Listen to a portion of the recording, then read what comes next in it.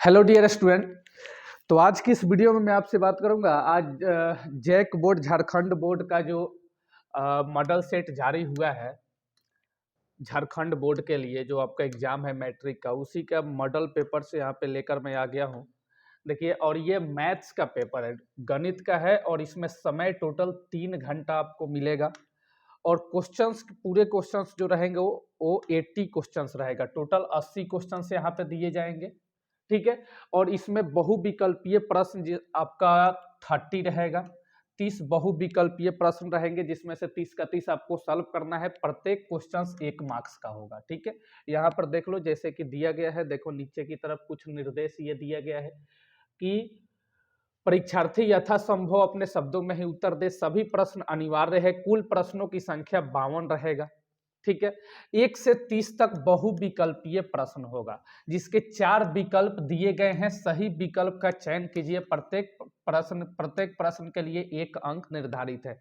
Total 30 questions रहेगा, जिसमें से एक क्वेश्चंस 1 मार्क्स का होगा, ठीक है। यानी 30 क्वेश्चन 30 मार्क्स के होंगे।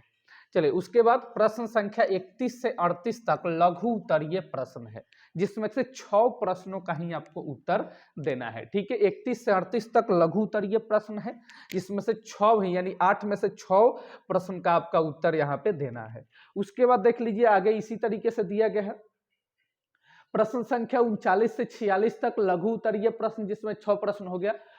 प्रश्न संख्या 47 से 52 तक दीर्घ उत्तरीय प्रश्न है, जिसमें से 4 प्रश्नों का आपको उत्तर देना है, ठीक है। ये समझ लीजिए, ये मैथमेटिक्स का पेपर है। इसी तरीके से सारे का सारे पेपर्स आपको मैं कराऊंगा। यहाँ पे साइंस का, सोशल साइंस का सारे मॉडल पेपर हम लोग करेंगे, और इसी मॉडल सेट के अकॉर्डिंग ही क्वेश्चन सेट किया जाता है फाइनल में, ठीक है। तो चलिए स्टार्ट करते हैं। एकदम सारे क्वेश्चंस को हम विस्तृत तरीके से सॉल्व करेंगे और सीखेंगे, और यहीं से क्वेश्चन जो है आपके एग्जाम में पूछे जाएंगे, ठीक है। चलिए देखिए, यहां से क्वेश्चन आपका स्टार्ट होता है। ये देखो, फर्स्ट नंबर क्वेश्चन है। यहाँ पे थोड़ा सा पेन को मैं मोटा कर लेता हूं।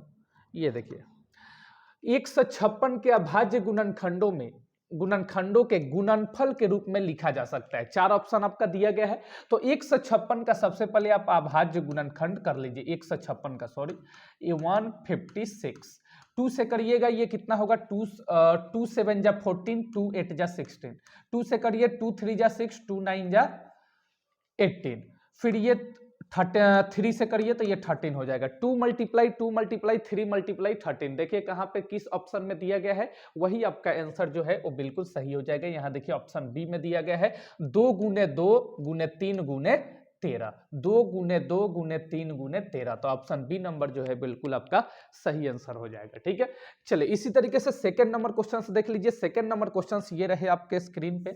सेकंड नंबर क्वेश्चन दिया गया है, और ये सेकंड नंबर क्वेश्चन क्या बोलता है कि 6/15 का दशमलव प्रसार कैसा होगा? 6/15 का दशमलव प्रसार यानी शांत होगा कि अशांत होगा? ऑप्शंस में यहां दिया गया शांत, अशांत आवर्ती, अशांत अनावर्ती। देखते हैं कौन सा होता है। शांत कब होगा? जब हमारा शेषफल 0 आ जाएगा। अशांत कब होगा? जब हमारा शेषफल 0 नहीं आएगा। चलिए देख लेते हैं इसका। 6/15 ये दिया गया है, तो इसको आप भाग दीजिए 6 और ये 15। 6 दूना 12, और ये आया हमारा 3, और यहाँ पर फिर 0, और ये देखिए, तो ये आपका पूरा पूरा नहीं कटेगा, ये शेष यहाँ पे बच जाता है। शेष यहाँ पे बच जाता है। फिर इसको करिएगा, यहाँ पे पॉइंट आएगा। फिर इस तरीके से ये बार बार ये रिपीट होगा, यानी शेषफल ये 0 नहीं आएगा इसका, तो ये अशांत आवर्ती हो जाएगा। ऑप्शन बी जो है वो बिल्कुल आपका सही आंसर हो जाएगा, ठीक है। इसी तरीके से चलिए थर्ड नंबर, ये तो बड़ा इजी था। थर्ड नंबर क्वेश्चन देख लीजिए। ऐसा क्वेश्चन आपको कराया हूँ कितना बार। थर्ड क्वेश्चन है, किसी बहुपद px के लिए ग्राफ आकृति में दिया गया है, बहुपद के शून्यकों की संख्या निम्न में कौन है? देखो, शून्यकों ऐसे, ये हमारा फिगर दिया गया है, इसमें बताना है कि शून्य कितने होंगे। तो देखिए, शून्य कितने होंगे बताने के लिए आप देखो कि x को कितना बार ये काटा है। 1 बार, 2 बार, 3 बार, 4 बार। 1 2 3 4। x को देखना है, y को नहीं। तो x को कितना बार काटा है? 4 बार। 1 2 3 4। तो इसमें शून्यकों की संख्या हो जाएगी 4। कितना हो जाएगी? 4 हो जाएगा। शून्यकों की संख्या कितना हो जाएगा? 4। 1 2 3 4। 4 बार काटा है तो शून्यकों की संख्या हो जाएगी 4, यानी ऑप्शन बी जो है वो बिल्कुल आपका सही आंसर हो जाएगा। ठीक है, चलिए इसी तरीके से चलते हैं नेक्स्ट क्वेश्चन की तरफ। नेक्स्ट क्वेश्चन देख लीजिए, 3 के बाद 4 नंबर क्वेश्चन ये रहे आपके स्क्रीन पे। 4 नंबर क्वेश्चन है कि द्विघात बहुपद x square minus 7x plus 12 के शून्यकों का योग के कौन सा होगा। तो शून्यकों का योग यानी alpha plus beta, alpha plus beta बराबर होता है minus b by a, alpha plus beta minus b by a. तो देखिए यहाँ पे बी का वैल्यू क्या है, ये ए है, ये बी होता है और ये सी होता है।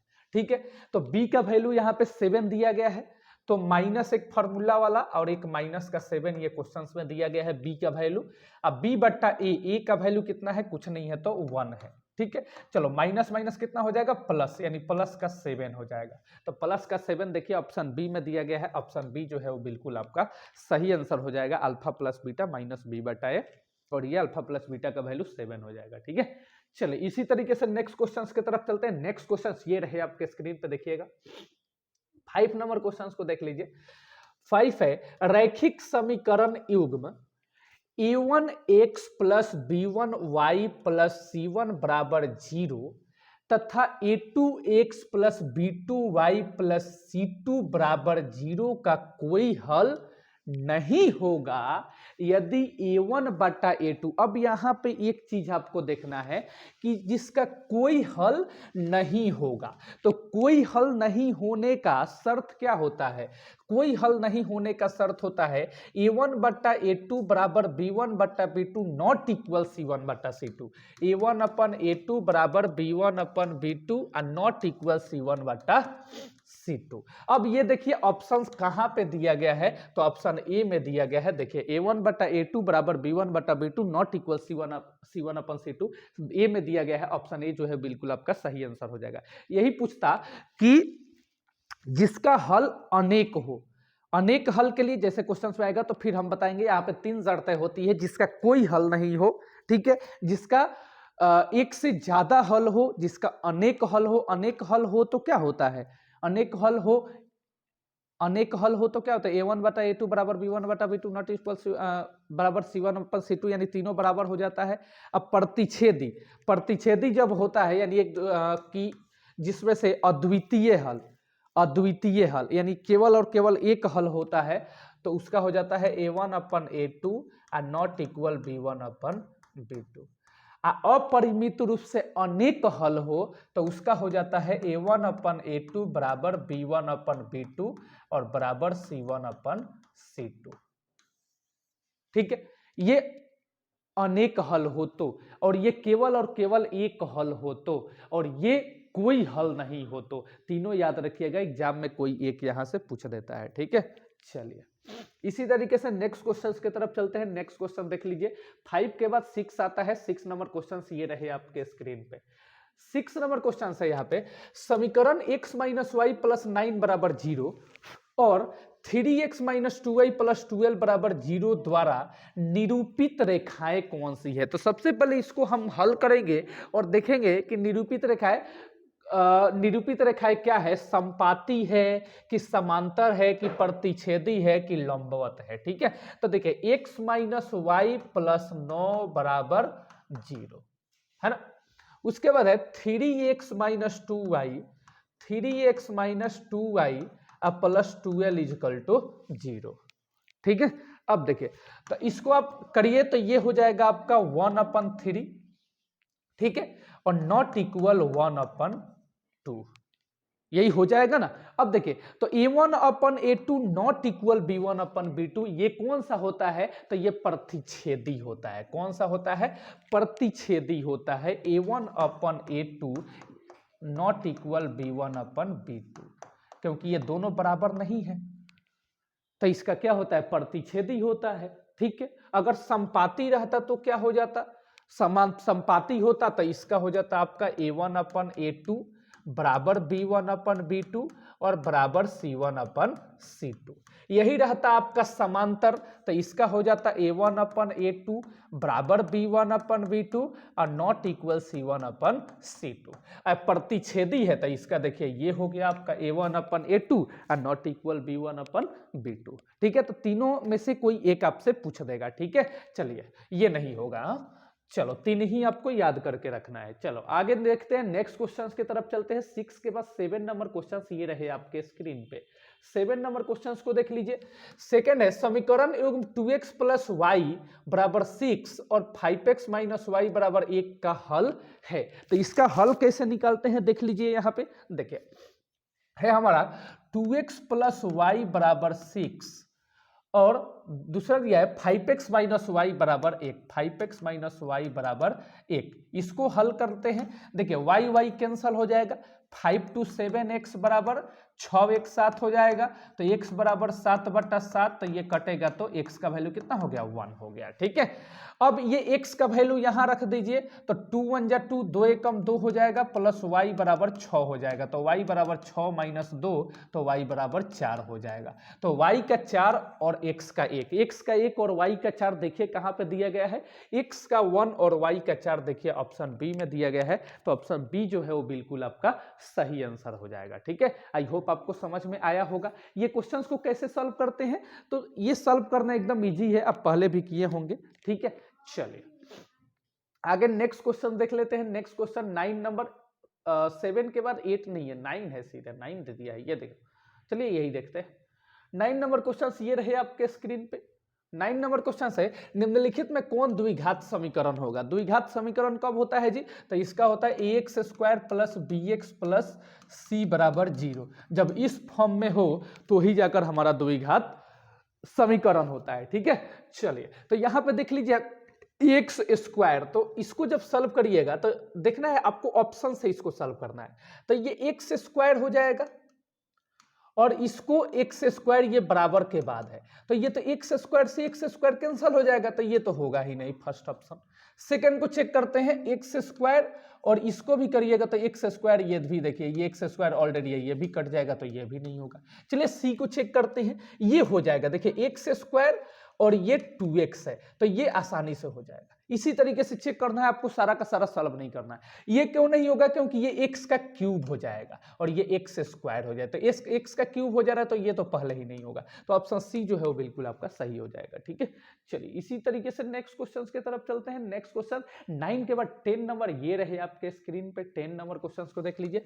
द्विघात समीकरण x square plus 7x plus 6 बराबर 0 के मूलों की प्रकृति क्या होगा।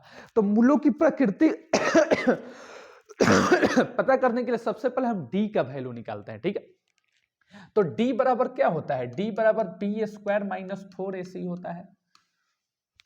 ठीक है, अब चलिए तो d बराबर बी स्क्वायर, तो b का वैल्यू यहां कितना है 7, तो 7 का स्क्वायर अब माइनस 4ac, a का वैल्यू कुछ नहीं है तो 1 और c का वैल्यू 6 है ना, तो 7 7 जब 49 और माइनस 4 6 24, तो 49 में से 24 गया तो 5 और ये 2 यानी 25 हुआ।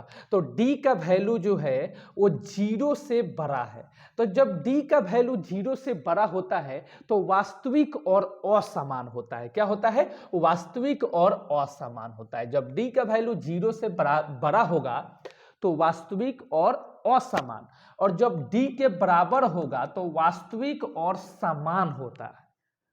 ठीक है, चलिए जब ये d का वैल्यू 0 से छोटा होता है तो ये वास्तविक नहीं होता है। ठीक है, चलिए तो आपको तीनों के तीनों बता दिया। चलिए ये कब होगा, जब d का वैल्यू बराबर होगा 0 के। ये कब होगा, जब d का वैल्यू बड़ा होगा 0 से। और ये कब होगा वास्तविक नहीं, जब d का वैल्यू छोटा होगा 0 से। ठीक है, चलिए तो ये बी नंबर ऑप्शन जो है बिल्कुल आपका सही हो जाएगा, क्योंकि d का वैल्यू 25 जो है वो 0 से बड़ा है। ठीक है, चलिए इसी तरीके से नेक्स्ट क्वेश्चन की तरफ चलते हैं। नेक्स्ट क्वेश्चन ये रहे आपके स्क्रीन पे। 11 है, द्विघात समीकरण x square minus 4x plus के बराबर 0 का मूल समान हो तो के का मूल समान हो तो के का वैल्यू क्या होगा। यानी यहाँ पे d का वैल्यू जो है वो 0 के बराबर है। डी का वैल्यू जो है वो 0 के बराबर है। ठीक है, तो यहां से के का वैल्यू आपको निकाल देना है। तो बी स्क्वायर माइनस डी का वैल्यू, डी का फॉर्मूला क्या होता है, बी स्क्वायर माइनस 4ac बराबर 0, यही होता है। तो बी स्क्वायर यानी किसका स्क्वायर, बी का वैल्यू यहाँ पे माइनस का 4 है, तो माइनस के 4 का स्क्वायर, और माइनस 4 ए का वैल्यू कितना है 1, और सी का वैल्यू कितना है के बराबर 0। इसके बाद देखिए, तो 4 4 जाइए 16 हो जाएगा, माइनस 4 1 जा 4 हो जाएगा, 4k इजिकल टू 0, है ना। अब चलिए इसी तरीके से 16 को उधर भेज दीजिए या 4 को उधर भेज दीजिए, तो 16 बराबर माइनस का 4k है, उधर जाएगा तो ये प्लस का 4k हो जाएगा। ठीक है, अब k का वैल्यू निकालना हो तो 16/4, तो 4 4 जा 16 यानी 4 चौका 16, k का वैल्यू कितना आ गया 4, k का वैल्यू कितना आ गया 4। ये देखिए ऑप्शन सी में दिया गया है, तो ऑप्शन सी जो है वो बिल्कुल आपका सही आंसर हो जाएगा। आई होप आपको समझ में आ रहा होगा, कोई परेशानी नहीं होती होगी। चलिए इसी तरीके से नेक्स्ट क्वेश्चन की तरफ चलते हैं। नेक्स्ट क्वेश्चन देखते हैं। सारे के सारे क्वेश्चन अनिवार्य है, सभी क्वेश्चन आप सॉल्व कर, मैं अभी से तैयारी में जुट गया हूं झारखंड बोर्ड के लिए, और आपके एग्जाम तक मैं तैयारी कराऊंगा। ठीक है ना, और जुड़कर हमसे तैयारी करिए। और व्हाट्सएप ग्रुप, पिछले साल की तरह व्हाट्सएप ग्रुप का लिंक जो है आप डिस्क्रिप्शन में दे दूंगा।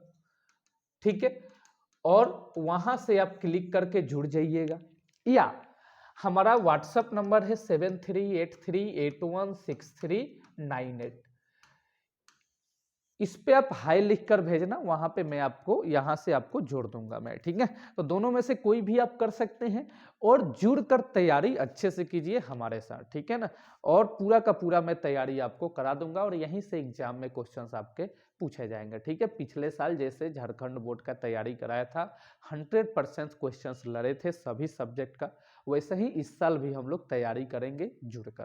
ठीक है, चलो इसके बाद नेक्स्ट क्वेश्चंस देखिए। नेक्स्ट क्वेश्चंस ये रहे आपके स्क्रीन पे। 12 हो गया ना, 12 नहीं हुआ है, 12 नंबर क्वेश्चंस देख लीजिए। एपी 24 21 18 डैश डैश का सार्वंतर क्या होगा। सार्वंतर यानी डी का वैल्यू यहाँ पे फाइंड करना है। तो बताइए डी का वैल्यू कैसे फाइंड करते हैं, तो a2 minus a1, a2 minus a1, यानी ये a2 का वैल्यू होता है, ये a1 है, ये a2 है, ये a3 है। तो जब d का वैल्यू निकालना होता है तो a2 में से a1 को माइनस कर देते हैं। तो a2 का वैल्यू कितना है 21, और a1 का वैल्यू कितना है 24, तो 21 में से 24 को माइनस कर दीजिए तो कितना आ जाएगा 3 आ जाएगा क्या, तो हाँ जी माइनस का 3 आएगा। 21 में से 24 को माइनस करेंगे तो ये माइनस का 3 आएगा। देखिए माइनस का 3 ऑप्शन डी में दिया गया है, ये तो बड़ा आसान है, आप भी कर लेंगे। तो माइनस का डी जो है वो बिल्कुल आपका सही आंसर हो जाएगा। ठीक है, चलिए इसके बाद नेक्स्ट क्वेश्चन देख लीजिए। नेक्स्ट क्वेश्चन ये रहे आपके स्क्रीन पे। नेक्स्ट क्वेश्चन है मेरा 30 नंबर कि एपी 2 7 12 का 10वां पद कौन सा होगा। 10वां पद यानी A10 निकालना है मुझे, तो A10 निकालना है तो A प्लस 9D हो जाएगा, A प्लस 9D। तो A का वैल्यू कितना है जी, तो 2 है, और 9 और D का वैल्यू कितना है जी, तो देखिए 7 में से 2 को माइनस कर दीजिए तो 5 हो जाएगा, है ना, यहाँ पे प्लस है सॉरी। तो देखिए 9 पचे 45 और 45 2 47, देखिए 47 ऑप्शन कहाँ दिया गया, ऑप्शन बी में दिया गया है 47, तो ऑप्शन बी जो है बिल्कुल आपका सही आंसर हो जाएगा। ठीक है, चलिए जिसका वैल्यू अब सपोज दैट 12वां पद निकालना हो तो A प्लस 12वां पद निकालना हो तो A प्लस 11D कर दीजिए, ये को कम कर दीजिए। अगर यहाँ पे 50वां पद निकालना है तो A प्लस 49D कर दीजिए। अगर यहाँ पे 20वां पद निकालना है तो A प्लस 19D कर दीजिए और वैल्यू रख दीजिए, आसानी से आपका निकल जाएगा। ठीक है, चलो इसके बाद देखते हैं हम आगे क्वेश्चन से मेरा 14 नंबर क्वेश्चन ये रहे आपके स्क्रीन पे। 14 नंबर क्वेश्चन है समरूप त्रिभुज के संगत कोण बराबर होते हैं। समरूप त्रिभुज के संगत कोण बराबर होते हैं। समरूप त्रिभुज के संगत कोण बराबर होते हैं। समरूप त्रिभुज के संगत कोण बराबर होते हैं। वीडियो चल रहा है बढ़िया तरीके से। चलिए इसके बाद नेक्स्ट क्वेश्चन की तरफ चलते हैं। अगला 15 नंबर क्वेश्चन ये रहे आपके स्क्रीन पे। 15 नंबर क्वेश्चन को देख लीजिए आप। 15 है त्रिभुज एबीसी में यदि यहां पे DE पैरेलल BC दिया है, DE पैरेलल BC, ये देखिए DE parallel BC, DE parallel BC दिया गया है। BD बराबर 7.2, BD का वैल्यू, BD ये है, ये 7.2 दिया गया है। ठीक, AE 1.8 सेंटीमीटर, AE देखिए कितना गया है 1.8 सेंटीमीटर दिया गया है, ठीक है। इसी तरीके से EC 5.4 दिया गया है, यानी EC देखिए कहां पे है, तो EC है ये 5.4 सेंटीमीटर, ठीक है। तो AD का वैल्यू क्या होगा, यानी इसका वैल्यू हमसे पूछ रहा है, ठीक है। चलिए, तो ये क्या होता है, तो हम इसे क्या लिख सकते हैं जी, तो AD बट्टा AB लिख सकते हैं, AD बट्टा DB, AD बट्टा DB, ठीक है। AD बट्टा, अगर ये मान लीजिए कि ये पूरा एक लाइन है AC और बीच में से मैं यहाँ पे काट दिया E, तो ये दो भाग कर देंगे इसको, यानी AE बट्टा हो जाएगा आपका EC, है ना। तो इसी तरीके से यही फार्मूला हम यहाँ पे यूज करते हैं। तो ये आप पढ़े होंगे चैप्टर नंबर 6 ट्रायंगल में पढ़े हैं आप। तो ये AD बट्टा DB हो जाएगा, AD बट्टा DB हो जाएगा, और बराबर AE बट्टा EC हो जाएगा, AE बट्टा EC हो जाएगा। अब AD का वैल्यू कितना है हमें बताना है, और DB का वैल्यू कितना है 7.2, तो 7.2 लिख दिया। AE का वैल्यू कितना है 1.8, और EC का वैल्यू कितना है 5.4 लिख दिया मैंने, है ना। बराबर इधर भी एक अंक के बाद पॉइंट है, इधर भी एक अंक के बाद पॉइंट है, पॉइंट से पॉइंट कैंसिल हो गया। 18 तियाई 54, 18 एकम 18, 18 तिया 54, ठीक है। 3 से इसको काट लीजिए, कितना बार में 24 तिया 72, एक अंक के बाद पॉइंट है, एक अंक के बाद पॉइंट दे दिया। अब देखिए AD एकम AD और बराबर 2.4 1 जा 2.4, यानी AD का वैल्यू कितना हो जाएगा 2.4। देखिए ऑप्शंस में दिया गया है C, तो ऑप्शन C जो है वो बिल्कुल आपका सही आंसर हो जाएगा। आई होप आपको बहुत अच्छे तरीके से समझ में आ रहा होगा, कोई परेशानी नहीं होती होगी। चलिए नेक्स्ट क्वेश्चन की तरफ इसी तरीके से चलते हैं। नेक्स्ट क्वेश्चन से देख लीजिए। नेक्स्ट क्वेश्चन ये रहे आपके स्क्रीन पे 16 नंबर, त्रिभुज ABC में AB बराबर 6√3 सेंटीमीटर, AC बराबर 12 सेंटीमीटर और BC बराबर 6 सेंटीमीटर, तो कोण B का मान कितना होगा। तो देखिए यहां पे कोण B का मान, ये त्रिभुज ABC है, ठीक है, ये त्रिभुज ABC है, ठीक, A B और ये C है, ठीक है। अब देखिए तो कोण B का वैल्यू कितना होगा पूछ रहा है। तो देखिए ये पाइथागोरस प्रमेय में, पाइथागोरस थ्योरम में B का वैल्यू 90 डिग्री कब होता है, जब AB प्लस BC बराबर, AB का स्क्वायर प्लस BC का स्क्वायर AC के स्क्वायर के बराबर होता है। यानी पाइथागोरस थ्योरम यही कहता है कि इसका स्क्वायर और इसके स्क्वायर के सम के बराबर होता है ये बड़ा वाला, यानी कर्ण का स्क्वायर, ठीक है। तो इसमें ये 90 डिग्री, एक जो है ये B जो है वहां पे 90 डिग्री होता है। तो हम चेक करते हैं। देखिए यहां पे है AB बराबर 6√3, तो AB बराबर 6√3, ठीक। इसके बाद AC बराबर 12 लिख दिया, AC बराबर 12। उसके बाद यहां पे देखिए BC बराबर 6, ये BC बराबर 6 सेंटीमीटर, ठीक है। तो इन दोनों का स्क्वायर का सम इस 12 के बराबर होना चाहिए। हम चेक करते हैं, तब भी जाकर ये 90 डिग्री का होगा। तो हम ऑप्शन में 90 डिग्री मार देंगे, लेकिन हमें पहले चेक करना है कि इस दोनों के स्क्वायर का सम इसके स्क्वायर के सम के बराबर होना चाहिए, इसके स्क्वायर के बराबर होना चाहिए। आइए चेक करके देखते हैं। तो AB का वैल्यू कितना है 6√3, तो 6√3 का स्क्वायर और प्लस BC 6 का स्क्वायर और बराबर AC 12 का स्क्वायर। देखते हैं बराबर होता है कि नहीं। तो 6 के 36 और 36 तिया 108, इसको तोड़िएगा तो 108 हो जाएगा, और 6 6 जा 36 और ये 12 का स्क्वायर 144, ठीक है। अब इन दोनों को जब प्लस करिएगा तो 8 6 14 144 आ जाएगा, और बराबर 144 देखिए यहाँ पे बराबर आ जा रहा है। तो मैंने क्या बोला था कि जब दोनों बराबर आएगा तो फिर ये 90 डिग्री का होगा, जो B होगा वो 90 डिग्री का होगा। तो देखिए C नंबर ऑप्शन में दिया गया है, तो ऑप्शन C जो है वो बिल्कुल आपका सही आंसर हो जाएगा, ठीक है। चलो आई होप आपको आगे लेकर चलते हैं, देखते हैं क्या है आगे। 17 नंबर क्वेश्चन, 17 नंबर क्वेश्चन ये रहे आपके स्क्रीन पे। 17 है, बिंदुओं 2,3 और 4,1 के बीच की दूरी क्या है। तो दूरी सूत्र आपको पता होगा, दूरी सूत्र क्या होता है जी, दूरी सूत्र क्या होता है, तो दूरी सूत्र होता है √x2 माइनस x1 का होल स्क्वायर और प्लस y2 माइनस y1 का whole square. y2 minus y1 का होल स्क्वायर, यही होता है ना जी, x2 माइनस x1 का whole square plus y2 minus y1 का होल स्क्वायर। चलिए तो x2 माइनस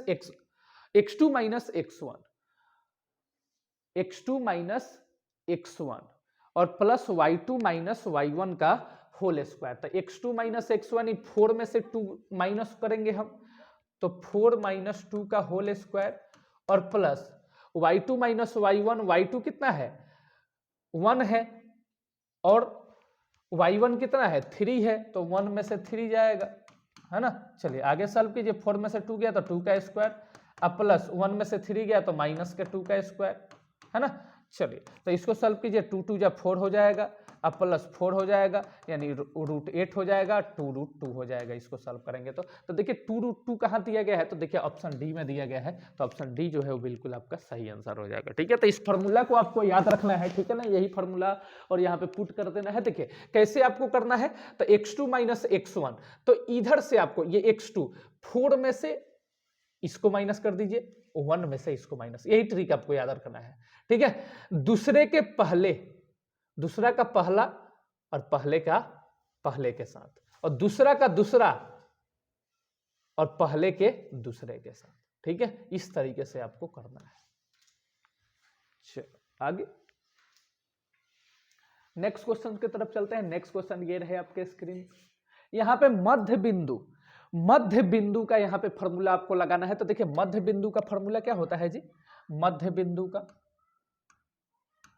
बिंदु का फॉर्मूला यहां पे होता है x1 प्लस x2 बट्टा 2 कोमा y1 प्लस y2 बट्टा 2, मध्य बिंदु का यही फॉर्मूला होता है। तो अब देखिए x1 प्लस x2, तो इसको इसके साथ और इसको इसके साथ, ठीक है, तो 2 प्लस 4 बट्टा 2 कोमा 5 प्लस 7 बट्टा 2, 4 2 6 बट्टा 2 और 12 बट्टा 2, काटेंगे तो 3 और इसको काटेंगे तो 6, 3 कोमा 6 देखिए ऑप्शन में कहाँ दिया गया है, देखिए सी में दिया गया है, तो ऑप्शन सी जो है बिल्कुल आपका सही आंसर हो जाएगा। ठीक है, तो फॉर्मूला आपको याद रखना है। ठीक है ना, चलिए इसके बाद 18 के बाद 19 आता है। नेक्स्ट ये नंबर क्वेश्चन देख लीजिए, 19 नंबर, ए बराबर 0,0 और बी बराबर 5,0 और सी बराबर 0,6 हो तो ए बी सी का क्षेत्रफल क्या होगा। ये देखिए कोऑर्डिनेट ज्यामितीय क्षेत्रफल, कोऑर्डिनेट ज्योमेट्री में आपका नियामक ज्यामिति में ये दिया गया है, त्रिभुज का क्षेत्रफल निकालना है। फार्मूला उसका क्या होता है जी, उसका फार्मूला क्या होता है तो आपको बता देते हैं, और पुट करके ये वैल्यू और उसका आंसर आपको कमेंट सेक्शन में बताना है। ठीक है ना, चलिए तो उसका फार्मूला थोड़ा सा बड़ा सा है, मैं नीचे लिखता हूं, ठीक है, यहां पे लिख देता हूं। ठीक है, 23 उसका फार्मूला हो जाता है 23 31 12, ये देखिए, तो ये हो जाता है आपका x1 into y minus y plus x2 into y minus y plus x3 into y minus y. ठीक है, अब 23 31 12, 23 31 12, ऐसे आपको फॉर्मूला याद रखना है।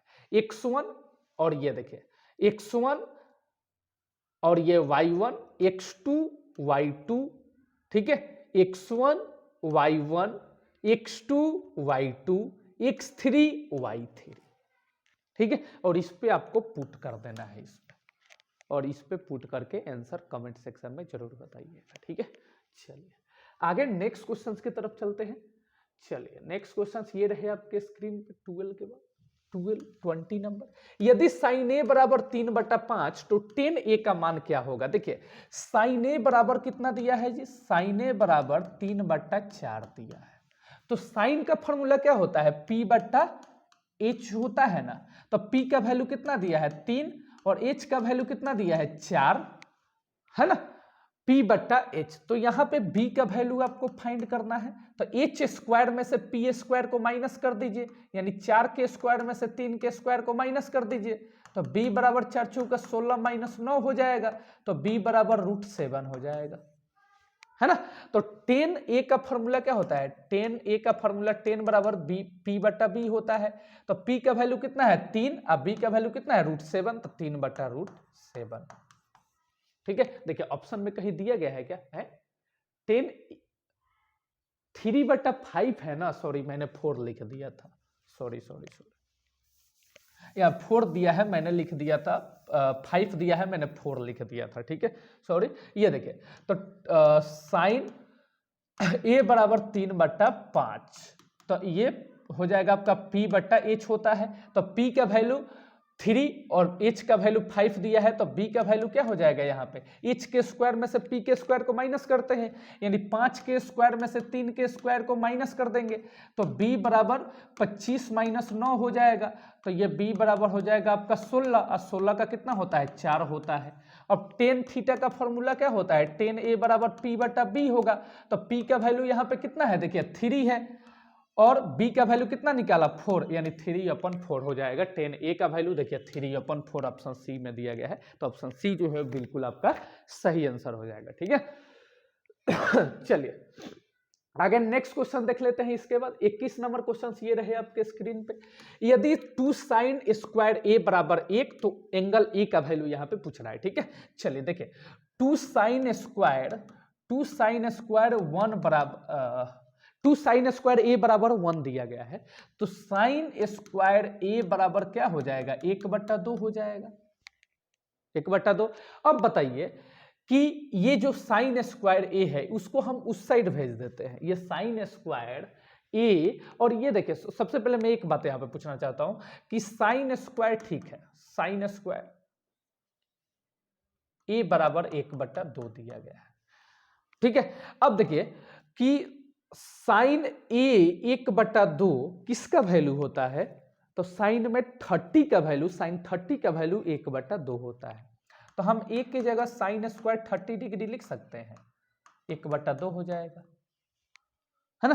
तो 30 डिग्री का वैल्यू, अब देखिए अब यहां पे तो हमसे पूछ रहा है साइन स्क्वायर ए बराबर 1, तो एंगल ए का वैल्यू कितना होगा, तो यहाँ पे एंगल ए का वैल्यू, तो अगर हम इसको उधर भेजें तो ये 1/4 हो जाएगा।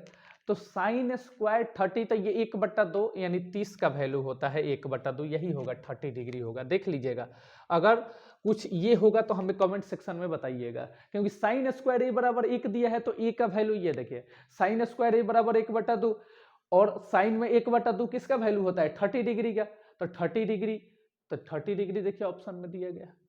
ठीक है, चलो आगे नेक्स्ट क्वेश्चन की तरफ, अपने हिसाब से इसको देख लीजिएगा और बताइएगा कमेंट सेक्शन में आंसर गलत है या सही है। ठीक है, चलो 22 नंबर क्वेश्चन है cos 48 माइनस साइन 42,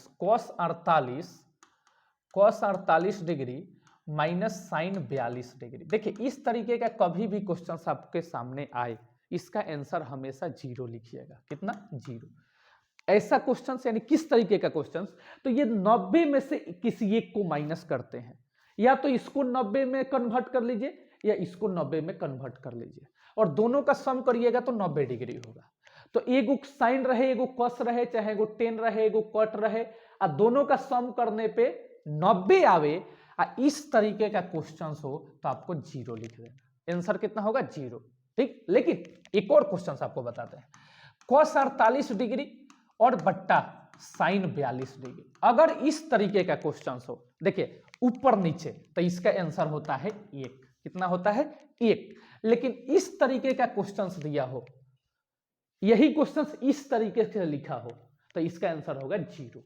आंख बंद करके 0 मारिए, कुछ सॉल्व करने की जरूरत नहीं है। देखिए ऑप्शन नंबर, देखिए यहाँ पे 0 कहाँ है, तो देखिए यहाँ पे ऑप्शन बी जो है बिल्कुल आपका सही आंसर हो जाएगा। ठीक है, चलिए इसके बाद नेक्स्ट क्वेश्चन को देख लीजिए। नेक्स्ट क्वेश्चन ये रहे आपके स्क्रीन पे 23 नंबर, भूमि के एक बिंदु से जो मीनार के पाद बिंदु से 30 मीटर की दूरी पर है, तो मीनार के शिखर का उन्नयन कोण 30 डिग्री है, तो मीनार की ऊंचाई क्या होगी।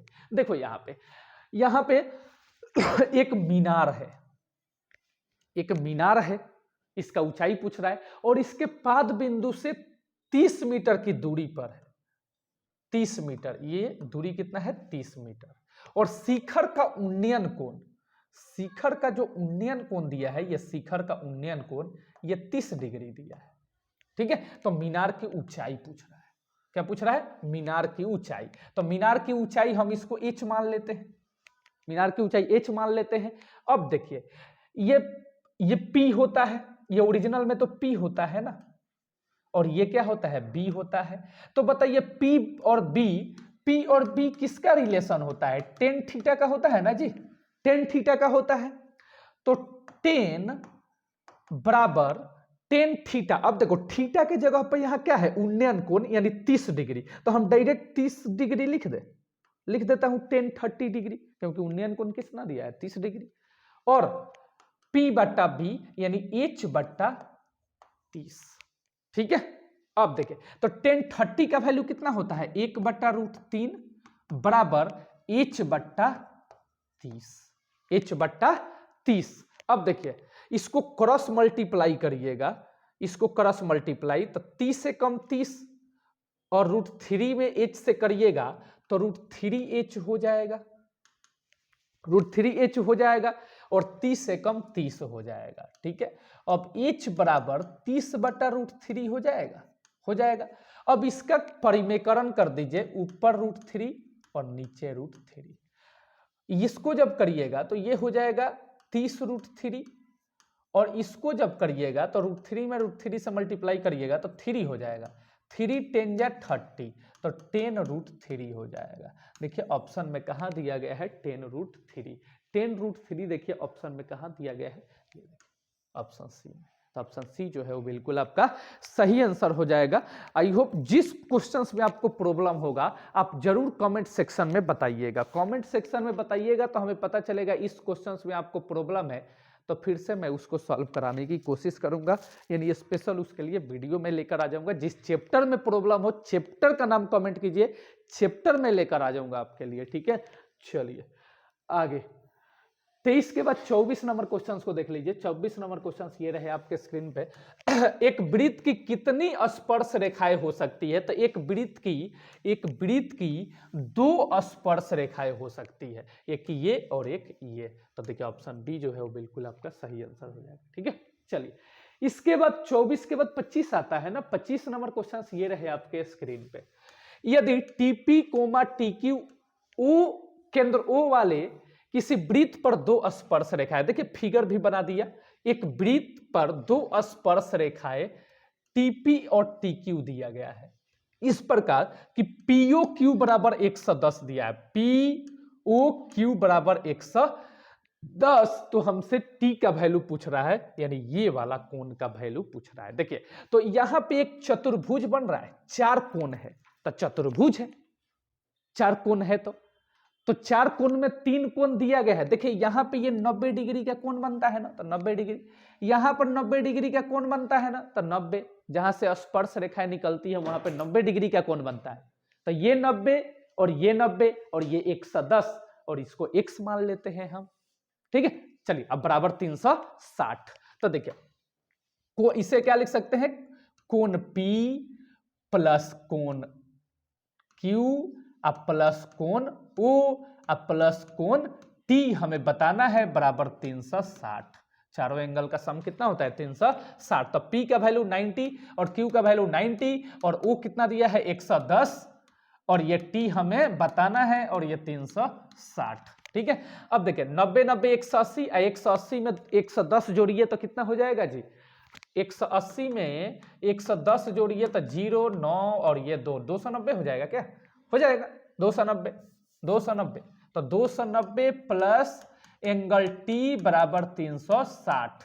तो एंगल टी बराबर 360 माइनस 290, तो एंगल टी बराबर 0, और ये 16 में से 9 गया तो 7, और ये देखिए 70 डिग्री, 70 डिग्री। तो देखिए ऑप्शन बी में दिया गया है 70 डिग्री, आपका बिल्कुल सही आंसर हो जाएगा। ठीक है, आई होप आपको कोई प्रॉब्लम नहीं होती होगी।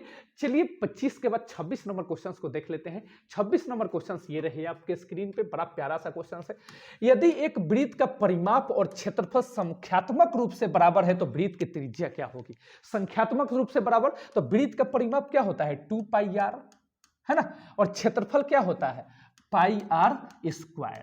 ठीक है, अब इसको क्रॉस कीजिए, देखिए पाई से पाई कैंसल, एगो आर से एगो आर कैंसल, तो क्या बचा, आर बराबर क्या बचा, 2 मात्रक, आर बराबर 2 मात्रक, है ना। आर बराबर क्या बचा, 2, यही 2 बचा ना। तो देखिए 2 मात्रक कहां दिया गया है, तो देखिए ऑप्शंस में ये देखिए ऑप्शन ए जो है बिल्कुल आपका सही आंसर हो जाएगा। ठीक है, आई होप आपको कोई परेशानी नहीं होती होगी। चलिए नेक्स्ट क्वेश्चन की तरफ चलते हैं। नेक्स्ट क्वेश्चन ये रहे आपके स्क्रीन पे, 27 नंबर क्वेश्चन को देख लीजिए यहाँ पे कि एक घोड़ा 7 मीटर लंबे रस्सी से एक घास के मैदान में बंधा है, एक घास के मैदान में बंधा है ये 7 मीटर लंबे रस्सी से, 7 मीटर लंबे रस्सी से ये बंधा हुआ है एक मैदान में, ये मैदान है। ठीक है, ये सब क्या है, मैदान है, और 7 मीटर लंबे रस्सी से ये बंधा हुआ है।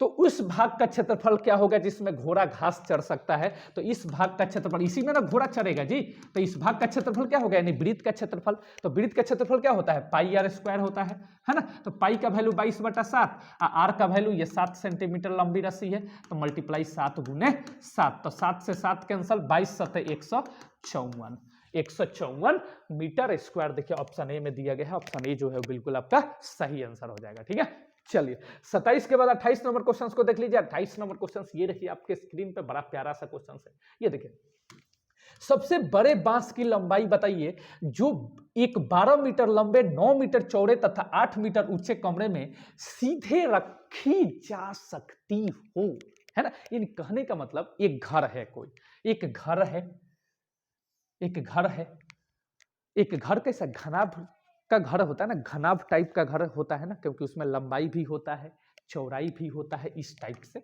ये देखिए घनाभ टाइप का घर होता है, कोई भी घर घनाभ टाइप का होता है ना, क्योंकि उसमें लंबाई भी होता है, चौड़ाई भी होता है, और ऊंचाई भी होता है ना, यानी तीनों होता है। तो ये तीनों घनाभ में होता है, यानी घर घनाभ टाइप का होता है, और उसमें एगो बांस रखा गया है ना। एक उसमें कहने का मतलब एक बार पढ़ लेते हैं। कमरे बांस की लंबाई बताइए जो इतना मीटर कमरे में रखी जा सकती है। तो एक बांस की लंबाई बताना है जो उस कमरे में रखी जा सकती हो, उस कमरे में रखी जा सकती हो। तो बांस ऐसे ही रखेंगे ना जी, तो यानी ये क्या होता है, विकर्ण होता है ना ये, यानी ये घनाभ टाइप का घर होता है, यानी हमें इसमें घनाभ का विकर्ण बताना है। क्या बताना है, विकर्ण बताना है। आयताकार घर नहीं होता है, क्योंकि आयताकार में ऊंचाई नहीं होता है, लेकिन घर में ऊंचाई होता है। तो ये दो आयत से मिलकर हमारा घनाभ बनता है, तो घर हमारा घनाभकार टाइप का होता है, घनाभ। तो इसमें घनाभ का विकर्ण बताना है। तो घनाभ का विकर्ण क्या होगा, तो घनाभ का विकर्ण का फॉर्मूला होता है √L² + B² + H²। ठीक है, तो √L का वैल्यू कितना है, 12, तो 12 का स्क्वायर, और B का वैल्यू कितना है, 9, तो 9 का स्क्वायर, और H का वैल्यू कितना है, 8, तो 8 का स्क्वायर। ठीक है जी, चलो तो 12 का स्क्वायर कितना हो जाएगा, 144, और 9 का कितना होगा, 81, और 8 का कितना होगा, 64। ठीक है, और तीनों को प्लस कर लीजिए तो होगा आपका 289। कितना होगा, 289। और 289 किसका स्क्वायर रूट होता है, तो ये होता है 17 का। तो 17 मीटर लंबी बांस को उस घर में रखी जा सकती है, उस कमरे में रखी जा सकती है, यानी 17 मीटर। आपका बी नंबर ऑप्शन जो है बिल्कुल आपका सही आंसर हो जाएगा। ठीक है, आई होप आपको कोई परेशानी नहीं होती होगी। चलिए नेक्स्ट क्वेश्चन देख लीजिए यहाँ पे। नेक्स्ट क्वेश्चन अगला, आगे चलते हैं आगे। 30 नंबर क्वेश्चन 29, ये 29 नंबर क्वेश्चन का आंसर आपको कमेंट सेक्शन में बताना है। बड़ा इजी क्वेश्चन है। उच्च वर्ग सीमा एवं संचयी बराबरता के बीच खींचे जाने आलेख को कहते हैं। ये आपका एक बार और कराया हूं। बताना है किससे कम प्रकार का त्वरण, किससे अधिक प्रकार का त्वरण, कि ए और बी दोनों। कमेंट सेक्शन में जरूर बताइएगा। ठीक है, चलिए अगला लास्ट क्वेश्चन है, बड़ा इंपॉर्टेंट है ये क्वेश्चन, हमेशा पूछता है आपके एग्जाम में, और इस बार भी पूछेगा, देखिएगा। ठीक है, 30 नंबर है। निम्नलिखित में से कौन सी संख्या किसी घटना की प्रायिकता नहीं हो सकती। तो देखिए, किसी घटना की प्रायिकता कब नहीं होगी, जब वो 0 और 1 के बीच होगा तो होगा, लेकिन 0 से कम होगा तो उस घटना की प्रायिकता नहीं होती है। तो 0 से कम कौन सा ऑप्शन दिया गया है, तो देखिए 0 से कम कौन सा है, जल्दी से आंसर दीजिए इसका। तो देखिए 0 से कम, तो ये तो 0 से अधिक है। इसको करिएगा, इसको 5 से इसको करिए 2 से, तो ये देखिए 0 5 4 जा, है ना। तो ये देखिए 0 से कम है ना, 0.4 आ रहा है ना, तो 0 से कम है, बाकी ये भी 0 से बड़ा है, ये भी 0 से बड़ा होगा और ये भी 0 से बड़ा है। तो 0 से कम कौन है? तो 2/5 0 से कम है, क्योंकि जब इसको आप सॉल्व करिएगा तो 0.054 जा 20 यानी 0.4 आ रहा है, यानी 0.4 खाली आ रहा है। 0 तो अपने तरफ से लगाते हैं ना, तो ये 0 से क्या है? कम है, तो इसका प्रायिकता नहीं होगा, यानी ऑप्शन ए जो है वो बिल्कुल आपका सही आंसर हो जाएगा। जो 0 से कम होगा उसका प्रायिकता नहीं होगा, 0 से 1 के बीच जो होता है उसका प्रायिकता होता है। तो ये तीनों 0 और 1 के बीच में है तो इसका प्रायिकता होगा, लेकिन ये 0 से कम है तो इसका प्रायिकता नहीं होगा। और यहीं पे हमारा वीडियो समाप्त होता है। 1 से 30 तक क्वेश्चंस जो है आपको मैंने करा दिया, और 1 से 30 तक क्वेश्चंस का जरूर रिवीजन कीजिएगा। जिस क्वेश्चन में प्रॉब्लम हो कमेंट सेक्शन में कमेंट करिएगा। जिस चैप्टर में प्रॉब्लम हो, जिस चैप्टर का क्वेश्चन इसमें हो और वो चैप्टर आपको नहीं पढ़ाया गया है, नहीं पढ़े हैं, कमेंट सेक्शन में कमेंट कीजिएगा। चैप्टर का पूरा चैप्टर का थ्योरी सहित लेकर आ जाऊंगा। और व्हाट्सएप ग्रुप में जुड़ जाइएगा, लिंक डिस्क्रिप्शन और कमेंट सेक्शन दोनों में दे दूंगा। मिलते हैं नेक्स्ट वीडियो में, तब तक के लिए goodbye, love you all.